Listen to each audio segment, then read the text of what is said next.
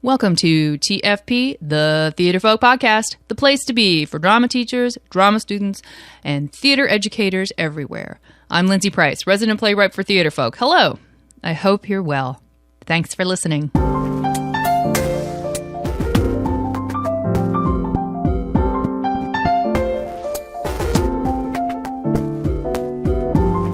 Welcome. Episode 132.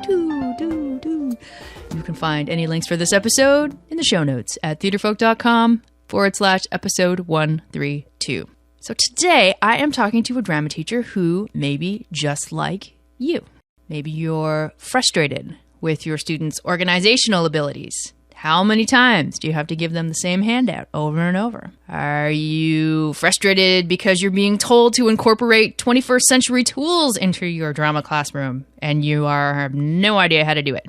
Or maybe you're being told you need to further quantify what your students are learning in the drama classroom, and you have no idea how to do that. Our guest today, Joshua Hatt, was just such a frustrated teacher, and he found his solution to all of these issues using Google Drive. Google Drive in the drama classroom. Let's hear how he did it. All right. I am here today talking to Joshua Hatt. Hello, Joshua. Hi, Lindsay. Please tell everybody where in the world you are. I am currently in Dubai, the United Arab Emirates. We have this is actually our second podcast guest who we've recorded who is in Dubai. I have one of our Theater Folk playwrights, Allison Williams, is also currently there. So we're getting Dubai is representing. Excellent. Okay, so how did you are teaching currently in Dubai? Yes, I am. I teach grades 6, 7, and 8 drama. We use the MYP curriculum through the International Baccalaureate. It's the international curriculum. And so first of all, how did you end up teaching drama? Let's start there. Teaching drama? This is my 5th year of teaching, period. I went to school in Ontario, Canada, and studied theater there, and then went on to pursue my Bachelor of Education degree at Trent in Peterborough, and then decided that I think teaching drama is exactly what I want to do. And so I actually accepted my first post at an international school in China, Guangzhou, where I was hired to teach English and ended up starting to help develop a drama program there with a colleague of mine. And then it just kind of jumped off from there, jumped to Germany, and here I am in Dubai now. Awesome. Okay, I have a question about that, but we're going to back up just because I am also in Ontario. And what was your high school experience like with drama? Did you do Sears? Did it spark in high school? Where did it spark for you? It absolutely sparked in high school, but I'm actually from Nova Scotia. Oh, okay. And then just decided that I would jump over to Ontario for fun. I figured, why not, to do my Bachelor of Arts there. And so absolutely, I've had a passion for drama and theater ever since grade 9, really. I had an opportunity to jump into community theater at a local playhouse in town. And then we had a grade 10, 11, and 12 drama program there. And so it just really kind of cemented my passion for drama. Why do you think that was? I had brilliant teachers. My grade 10 drama teacher, I truly believe transformed my life. It was kind of the first time throughout my high school career, really, that I was in an environment where I didn't worry about, taking a risk and saying anything. It was my first class that there really was no fear of persecution. And so we gelled. My drama teacher was as zany and as crazy as you can imagine, as we all are. And she transformed my high school experience. Awesome. Okay. So, and now you are in an international school. What's it like teaching drama to students from a wide variety of backgrounds? It's got to be the coolest thing. I mean, I did my practice teaching, of course, in Peterborough. It was a middle class kind of area, and so it was the same kind of thing. I loved my students. I loved my experiences with that. But now that I teach abroad, there's 14 different nationalities currently in my grade 7 drama class. And it's brilliant because, the conversations that you have, when you're talking about commedia dell'arte or melodrama or Greek theater or anything like that, these kids bring this completely different perspective to the table that, you really haven't thought about. And I think it really stretches me as a teacher because, I'm constantly thinking of ways that I can make the drama context, applicable and meaningful to their lives. And so it definitely keeps me on my toes, but I think I'm definitely better for it. And I can't get enough of it. We just puts everything into a different context when you have other people from with different experiences reacting to the same thing. Yeah. It's brilliant. Love it. Okay. Now, what we're talking about today in terms of the theme of this podcast is using Google in the drama classroom. Now, This whole 21st century skills thing that we're all supposed to adhere to, I think that a lot of drama teachers especially get a little bit lost about how they're supposed to incorporate technology, how they're supposed to incorporate all of that into their daily practice. Yeah, we really do. And I was definitely one of those teachers who kind of struggled with it, and it actually just kind of happened where, we do process journals as a part of the MYP curriculum. And, when I wasn't teaching the MYP curriculum, my school in China was an Ontario-based school. And so, we all do journals as a drama teacher. We all take a look at performances. We all reflect. We all do the same kind of stuff, whether we use the different terms or the lingo in different ways. But so I was kind of sitting with my process journal that I was using with my students, and middle schoolers, as lovely as they are, they're hopeless when it comes to organization and things like that. And so I had this book that they were using. I did a lot of the front work to have the questions already designed, have the reflections ready, the scripts ready, the things ready, so I could give them this book at the beginning of term. But like any normal grade 7 or grade 8 student does, it gets lost here, it gets forgotten there. They just don't bring it into the classroom. And so it was getting a little frustrating for me as a teacher. Then of course for them when you're giving them then handouts and different things and kind of have nowhere to put it. And so I actually went to our IT specialist at the school because we're fortunate enough to have one. And together we kind of created this idea of this online process journal using Google Drive. Now, Google Drive, I love Google Drive. And it took me a little bit to get used to the fact that, it wasn't on my computer. It was sort of out there on the cloud, as it were. But it really is a great way for everyone to sort of a class to get in and either work on the same document or pull up a document. Absolutely.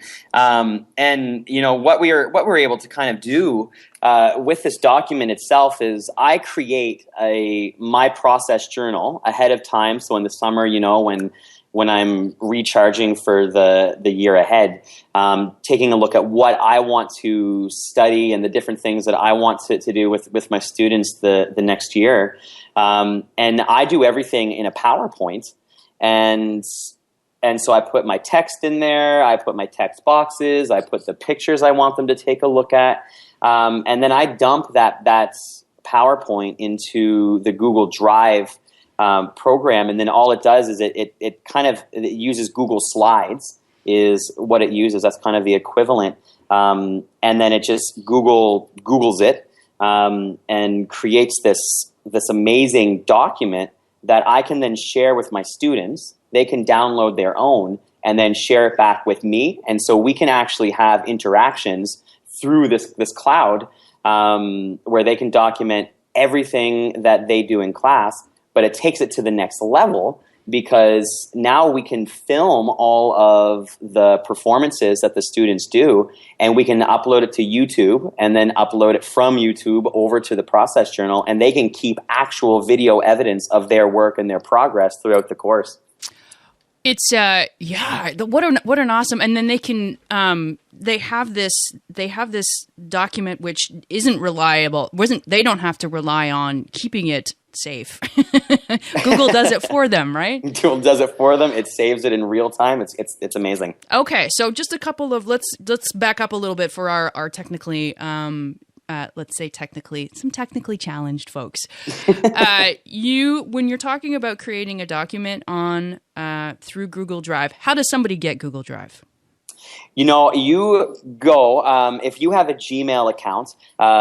You already are logged in with a Google Drive account. But if you don't, you just have to go to google.com, type in Google Drive, and bada bing, you can sign up for free. It's user friendly. It's easy to kind of step 1, step 2, step 3, and all you need is a Google email to be able to access everything that is powered by Google, which includes YouTube, and then a ton of apps that are truly incredible. Awesome. Okay, now how about, do all of your students need a Gmail account, or do they just need an email? So at our school, every student is provided with a Gmail account. I guess our school made a deal back in the day. So all of our students are provided with a Gmail account, which again gives them the Google Drive account, which then gives them the YouTube account, which is just, it's all housed within their logon. So students would need a Gmail account to access this. But being free, I think that it would be something that would be, if a school allows this kind of internet access, it would be something that could be set up. And it might be a good idea that if a class is working on a Google document, that they actually have a separate email that is just for schoolwork.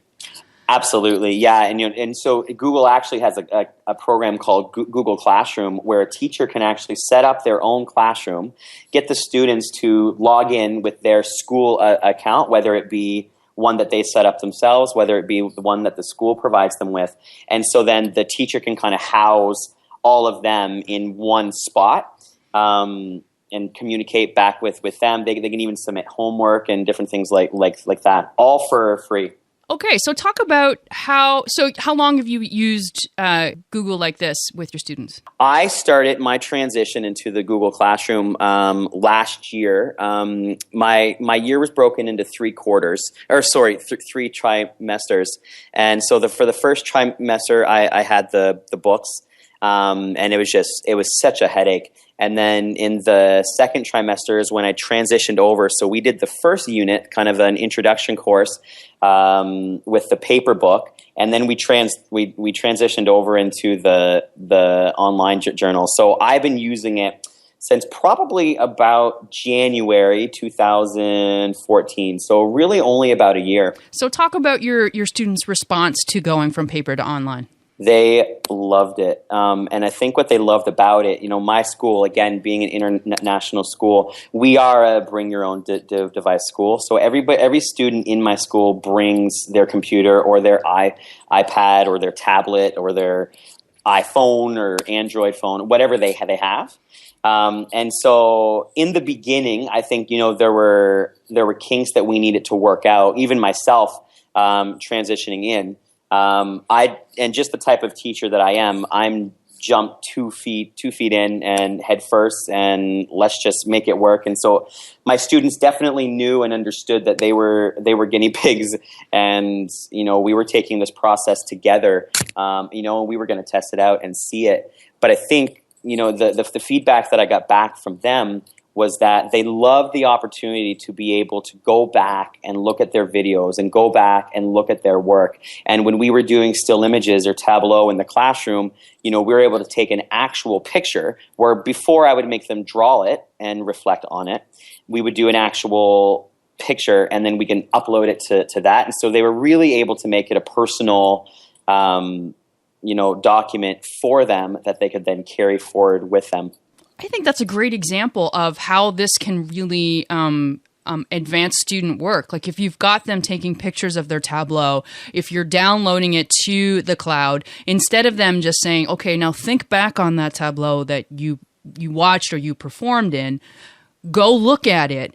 Look at what you're doing. How can you, what are the successes in this picture? Where can you improve for next time? So that they can actually, there's no relying on I don't remember what I did. I can see it.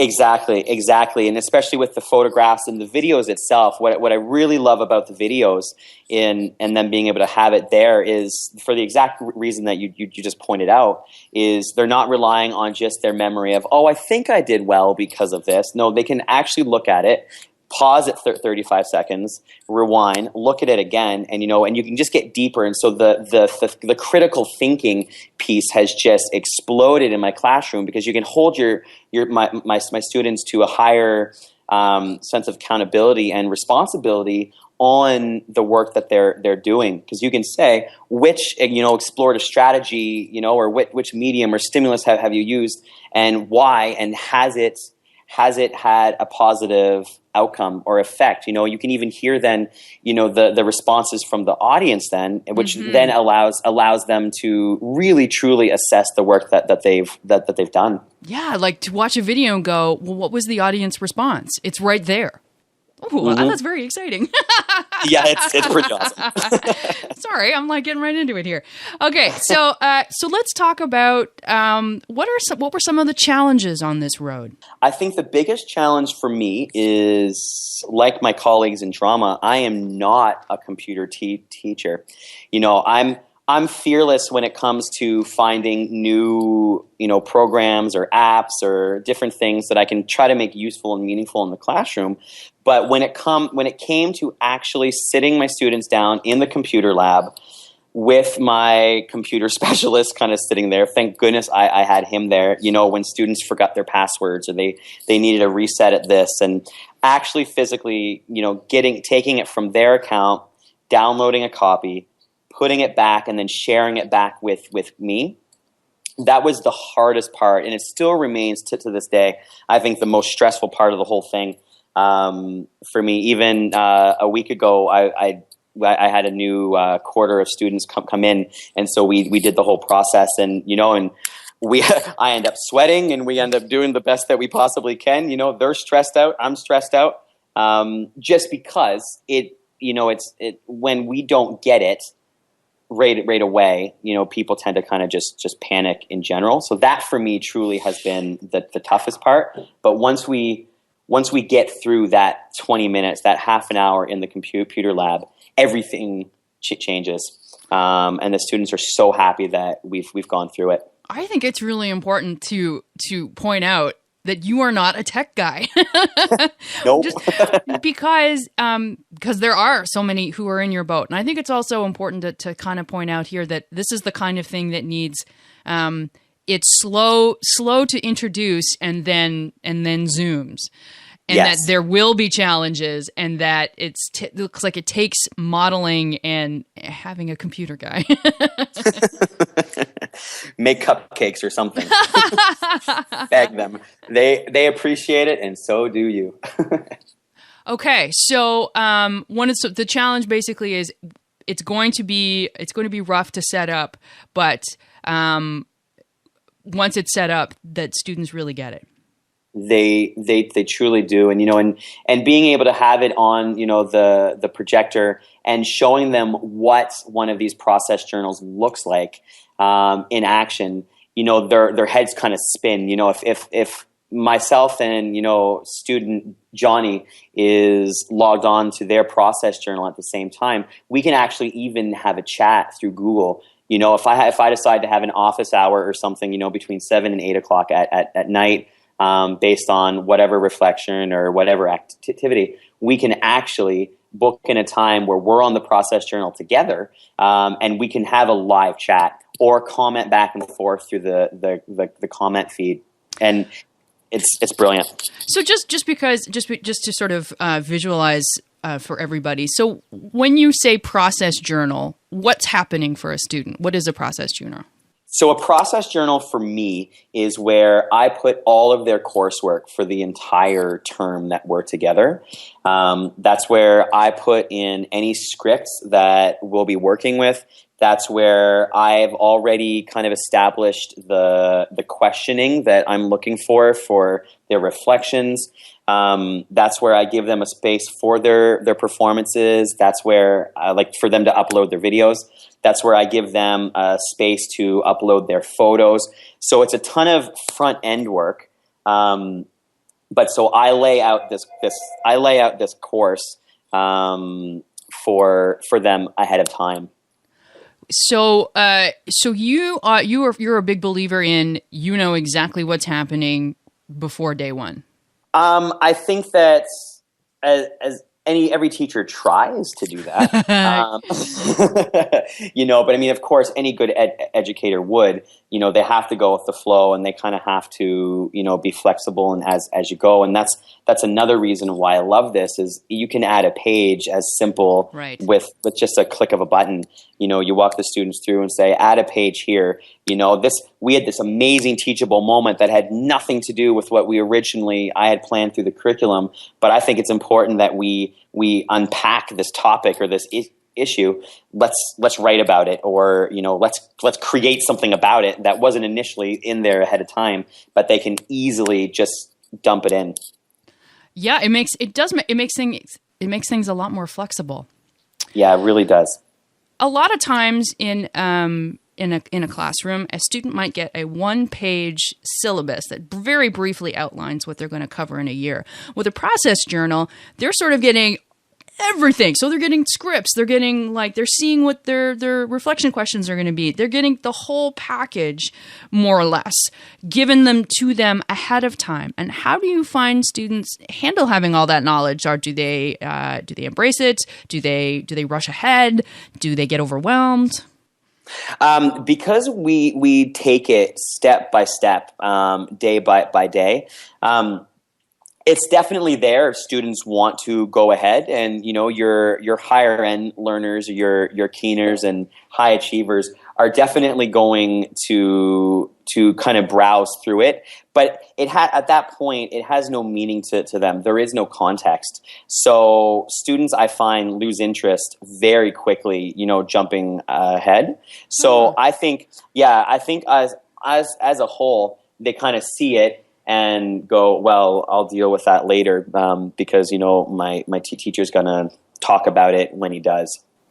Okay, that's very cool. I like that. So clearly you have a technology-friendly school. Yes. And so how has your administration been with this take on in using Google in your classroom? They love it. And actually, our school seems to embrace tech so much that we kind of sit down they include me on these little tech questions now. I'm not sure why, but I think they're impressed with the Google Classroom thing. But I'm like, I'm not qualified to sit here. But we chat about it, and there's so many platforms that our school uses, and I know that colleagues at other schools kind of experience the same thing. And so my administration are in love with it. But we're actually trying to see, is Google the way to, streamline everything? Because we also use kind of our own managing software, and other teachers will use a Weebly, and other teachers will use, whatever they want. And so we're kind of taking a look at what's, the student experience. Like, my students seem to really dig it. I know that the math department, they're using these online process journals now as well. The science department has jumped on. And so we're all in love with it. But from a student's point of view, we're like, is there too much happening? Is there too much going on? And then, of course, you have the spectrum at other schools where maybe technology, isn't really embraced, period, based on your own demographics and your own, educational context. There's that too. And that is it's an interesting dilemma right now because it's going to become the norm. Like it just as everything moves forward as it is, we're going to get to a point where everybody has access to this kind of technology. But now it's sort of we're in the flux phase, and that there are so many teachers who are technology who have a fear of it and don't embrace it. So it's a very interesting situation, I think, that people are in right now. And also the number of people who just don't see the place for technology in the drama classroom. Absolutely. Where's the value? And I think that as a teacher, you have to assess, and of course you don't want to do something just because everyone else is doing it, and so that's why I hesitated and I held off for as long as I did. I'll be honest. I was a hater before, I went from hate to absolute fiery love with Google. It seemed kind of trendy. It seemed okay. Yeah. What's going on in this? And so I really truly didn't see the value in it until I started to understand what it could do, and I guess until I had a problem that I needed to solve. Yes. I didn't see the value. And as soon as I saw that Google truly was the answer to my question of these journals that drive me crazy, how can I solve it? And Google fixed that for me. And now I'll never look back, truly. My classroom's completely paperless in every single way because it's just with a click of a button, everybody has access to everything that we ever need. Well, and how interesting too, when particularly in the drama classroom, teachers are being asked more and more to quantify what they do. Yes. This is the ultimate quantifier, isn't it? It's like, look, here it is. Absolutely. And when you arrive to a parent teacher conference and and the math department has the student notebooks and they have things like that. I can sit with my computer and I don't have to bring a single thing. I have a student's portfolio loaded. I just need an internet connection, and I have actual documented evidence, video evidence of the student's work and the student's progress. And so for tracking data and tracking students' ability and achievement levels, it's been brilliant. Okay, so as we wrap up here, what would you say to someone like your former self, your technology hater? What would you say to them about the importance of bringing technology like having an online process journal into the classroom? I think Lindsay, you really truly hit it on the nail on the head there, is that is the direction that education is going. The world is moving in this direction. And so I think the quicker that we can embrace it and truly find a reason for being able to use it, for finding a reason to, not be nervous or, just to solve something. I think that the sooner you can do that, the better off you're going to be. And I think the quicker you're going to find another way to relate to these students who all use social media, who all use their computers every single day, who they use this stuff. And so it's just another kind of access point into the realm of the 21st century student, to make your course and your content and your educational context more meaningful for them. So their buy-in's a lot quicker. I think the quicker that we can become fearless, the quicker we're all better for it. Hey, do you have any issues with just talking about how students are on social media so much, and there is it's coming up more often about sort of that wall of anonymity? Anonymity? Yes, I think that's the word. Where people are making comments anonymously and being perhaps way more vicious than they may have been in the past. Do you have any of that issue when students are talking back and forth online or in these process journals where they say things that they might not say to a student's face?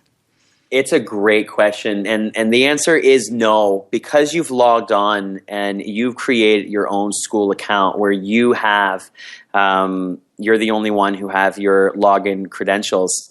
your comment is attached to your name. And so the way that we approach that in the classroom is whatever you write is just the same as you saying it to that person's face.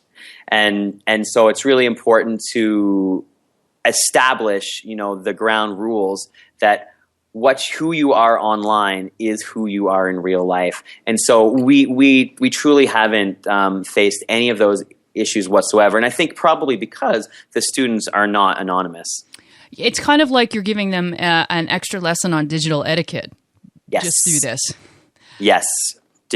Citizenship. Yes. Yeah. I like that. Look, who you are online is who you are in life. Yeah. I'm just going to sit with that for a second. Let's ponder. Oh, awesome. This has been lovely. This is the question that comes up, time and time again. How do we use technology in the drama classroom? How do we move forward in the 21st century? How do we incorporate those 21st century skills? And I think this is just one great example of how to do that. It's great. Thank you very much.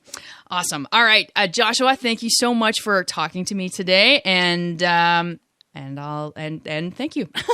Thank you so much. It's been really great to share this. Thank you, Joshua. So check out an example of what Joshua was talking about with his process journal in the show notes. You can find that at theatrefolk.com/episode 132. Before we go, let's do some Theatrefolk news. So speaking of 21st century tools, 21st century skills, have you been to our blog lately? 21st century skills is our theme for this year. We started out in January, February, and March with posts and exercises about critical thinking, and we're nearing the end of our look at creative thinking. We've got exercises, articles, posters, and handouts. Handouts galore. Every one of our blog posts comes with a PDF that you can print, download, take into the classroom. Go to theatrefolk.com/blog. Everything is categorized. Read to your heart content and download to your heart's content. Finally, where can you find this podcast? We post new episodes every second Tuesday on theatrefolk.com and on our Facebook page and Twitter. You can find us on youtube.com/theatrefolk, and you can find us on the Stitcher app. You can also subscribe to TFP on iTunes. All you have to do is search for the word Theatrefolk. Okay, that's where we're going to end. Take care, my friends. Take care.